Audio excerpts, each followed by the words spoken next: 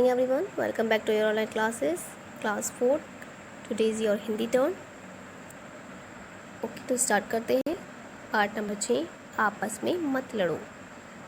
Last class में हमने अपना चैप्टर नंबर 4 पढ़ा था, ठीक है, वो कंप्लीट हम कर चुके हैं। आज हम करेंगे चैप्टर नंबर 6, आपस में मत लड़ो, ठीक है। यानी इसमें आप क्या पढ़ेंगे, यही कि हमें आपस में नहीं लड़ना चाहिए। इस कहानी में देखते हैं कि किस तरह से आपस में लड़ रहे थे और आपस में लड़ने से उन्हें क्या नुकसान हुआ, ठीक है। तो देखिए, यहाँ जंगल के बारे में कहानी दी हुई है, बहुत पशु पक्षियों के बारे में।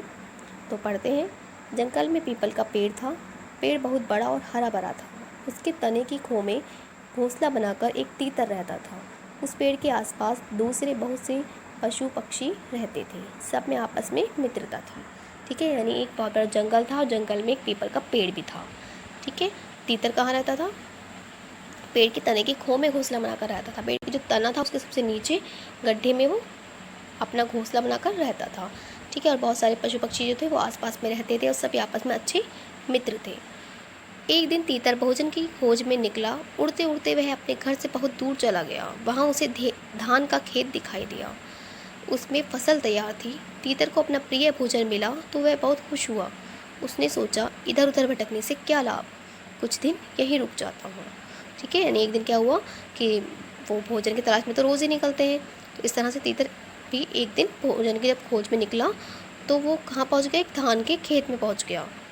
उसने देखा कि फसल तैयार है, मैं रोज़ रोज़ इधर उधर घूमने जाऊँगा भोजन की तलाश में, तो इससे अच्छा है जब कि मैं यहाँ पर कुछ दिनों के लिए रुक जाऊँ। तीतर वहीं खेत के पास रहने लगा। उसे वहाँ रहते रहते कई दिन बीत गए, मतलब वो खेत के पास ही रहने लगा। बहुत दिन हो गए, इसी तरह से गुजर गए। जब तीतर धान के खेत में था, उन्हीं दिनों एक खरगोश उस पीपल के पेड़ के पास आया। उसने वहाँ तीतर का खाली घोंसला देखा, उसे अपना घर बना लिया और उसमें आराम से रहने लगा, ठीक है। जब तीतर कहाँ रह रहा था? खेत में ही रह रहा था, धान के खेत में। तो जो उसका पहले वाला घर था, यानी पीपल के पेड़ में जिसने घोंसला बनाया हुआ था, वहाँ पर कौन रहने लगा? ये खरगोश, क्योंकि वो घर खाली पड़ा था तो खरगोश वहाँ पर आकर आराम से रहने लगा। कुछ दिनों बाद तीतर वापस आ गया। जब उसने अपने घर में खरगोश को रहते देखा तो उसे बड़ा गुस्सा आया। वह खरगोश से बोला, तुम यहाँ क्या कर रहे हो? यह तो मेरा घर है, ठीक है। यानी जब उसने देखा कि यहाँ पर खरगोश रहने लगा है तो वो गुस्सा होने लगा और कहने लगा कि ये घर मेरा है। यह सुनकर खरगोश को भी गुस्सा आ गया। वह बोला, तुम्हारा घर? यह कभी तुम्हारा घर रहा होगा, लेकिन अब तो यह मेरा घर है। मैं तो पिछले कई दिनों से इसमें रह रहा हूँ। मैंने तो तुम्हें पहले कभी यहाँ नहीं देखा।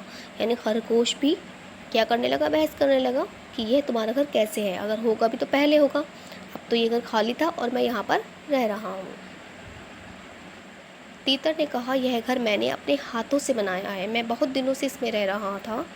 किसी काम से मैं कुछ दिनों के लिए बाहर चला गया था। अगर तुम्हें मेरी बात पर विश्वास ना हो तो किसी से भी पूछ लो। यानी तीतर ने उसे समझाने की कोशिश की। खरगोश बोला, मैं क्यों पूछूं? खरगोश ने साफ मना किया। मैं तो जब यहाँ आया यह बिल्कुल खाली पड़ा था, मैंने इस पर रहना शुरू कर दिया। अब यह मेरा घर है, मैं इसे खाली नहीं करूँगा। यानी दोनों आपस में बहस करने लगे हैं कि दोनों ही वो खाली नहीं करना चाहता था और तीतर उससे खाली करवा रहा था। तीतर ने चिल्लाकर कहा, यह क्या बकवास कर रहे हो? मैं कुछ दिनों के लिए बाहर चला गया था, तो इसका अर्थ यह नहीं कि मेरा घर हमेशा के लिए तुम्हारा हो गया। तुम मेरा घर बहुत तुरंत खाली करो और यह यहाँ से चलते बनो। यानी फिर तीतर और चिल्लाकर उससे कहने लगा कि तुम मेरा घर खाली करो। नहीं, यह कभी नहीं हो सकता, खरगोश ने कहा। अब यह मेरा घर है क्योंकि मैं इसमें रह रहा हूँ, मैं ही इसमें रहूँगा। तुम्हें जो करना है कर लो, मुझ पर तुम्हारी धमकी का कोई असर नहीं होने वाला, ठीक है। यानी कि खरगोश ने भी उसकी धमकी को नहीं माना।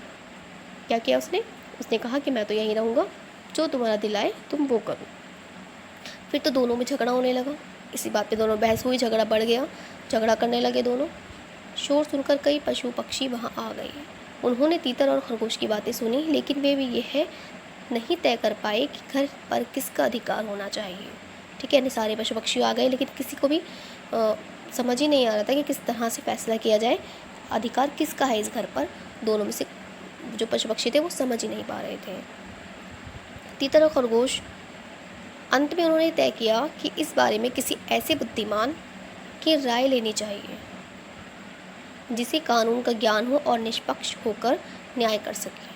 ठीक है, यानी उन्होंने क्या कहा, किसी बुद्धिमान की ज़रूरत है और उसकी राय होगी कि किसका घर है, किसका ज़्यादा अधिकार है, तो उसकी राय पर ही माना जाएगा, क्योंकि वो निष्पक्ष क्या लेगा। निष्पक्ष माने क्या होता है कि इसका मतलब होता है कि जो किसी के साथ ना दे, किसी एक का, ठीक है, किसी एक का पक्ष ना ले, न्याय की तरफ से बोले, यानी जो इंसाफ की बात होगी वो कहे।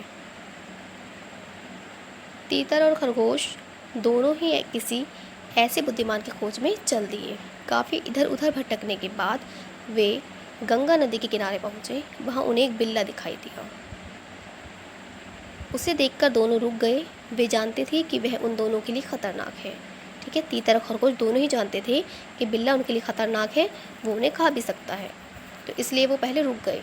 बिल्ला बहुत चालाक था। तीतर और खरगोश को आते देखकर उसने झट आंखें बंद कर लीं और इस तरह बैठ गया मानो भगवान का भजन कर रहा हो। यानी बिल्ली ने क्या किया, अपनी आंखें बंद कर लीं, थोड़ी चालाकी से उसने काम लिया। तीतर और खरगोश ने ऐसा धर्मात्मा बिल्ला पहली बार देखा था।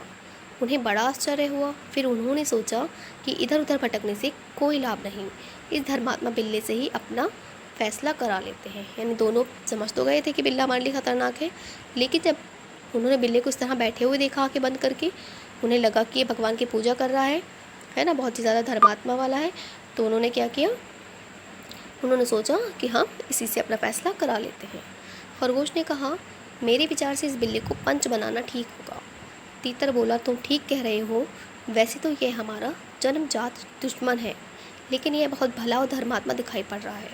ठीक है, दोनों को ही पता था, इसलिए तीतर ने कहा भी कि वो हमारा जन्मजात शत्रु है, दुश्मन है, लेकिन जिस तरह वो बैठा हुआ था उस तरह वो क्या दिखाई दे रहा था, दोनों को भला और धर्मात्मा दिखाई दे रहा था। दोनों धीरे धीरे बिल्ले की ओर चले। बिल्ला चुपचाप आंखें बंद करके बैठा रहा। जब वे उसके बिल्कुल पास आ गए तो बिल्ले ने अपनी आंखें खोली। उसने बड़ी प्यार भरी आवाज़ में कहा, बच्चों डरो मत, मेरे पास आओ, मुझे अपनी समस्या बताओ, शायद मैं उसका कुछ हल बता सकूं। यानी फिर बिल्ले ने क्या किया, बिल्ले ने उन्हें अपनी तरफ बुलाया, मीठी मीठी उनसे बातें की। उसकी मीठी बातें सुनकर वे बिल्ले से अपनी जन्मजात शत्रुता को भूल गए और निडर होकर उसके बिल्कुल पास चले गए। ठीक है, यानी वो जो जन्मजात शत्रु था दोनों का, उस तक से नहीं डरे वो। ठीक है, अपना फैसला कराने के लिए वो उसके पास भी चले गए, बिल्कुल निडर हो गए, बिल्कुल। तब बिल्ले ने उन पर छलांग लगाई और दोनों को मारकर खा गया। ठीक है, क्योंकि बिल्ला तो चालाकी से ही काम ले रहा था, वो उन्हें खाना ही चाहता था, इसलिए वो मीठी मीठी बातें करके पहले उसने उन्हें अपने पास बुलाया और फिर इस तरह से उन्हें खा लिया। और खरगोश और तीतर ने क्या किया, अपनी जान गंवा दी। तो इस कहानी से आपको क्या शिक्षा मिली? जी, इस कहानी से हमें यही शिक्षा मिली कि आपस में झगड़ा नहीं करना चाहिए। ठीक है, जो भी अगर झगड़े वाली ऐसी बात थी तो दोनों को बैठकर आपस में सुलझानी चाहिए थी। जो भी फैसला होता वो खुद करना चाहिए था, लेकिन उनका झगड़ा, उनकी बहस इस कदर बढ़ गई कि उनकी बहस कब ख़त्म हुई, उनकी जान लेकर ख़त्म हुई। तो ये चैप्टर कंप्लीट हो गया है। इसके शब्द अर्थ आपको कॉपी पर करने हैं और लिखित प्रश्न भी आपको इसकी कॉपी पर करने हैं। बाकी अदर एक्सरसाइजेज जो है वो सारी बुक वर्क है आपका, क्लास वर्क, उसे आप कंप्लीट करें। Okay, thank you, have a good day.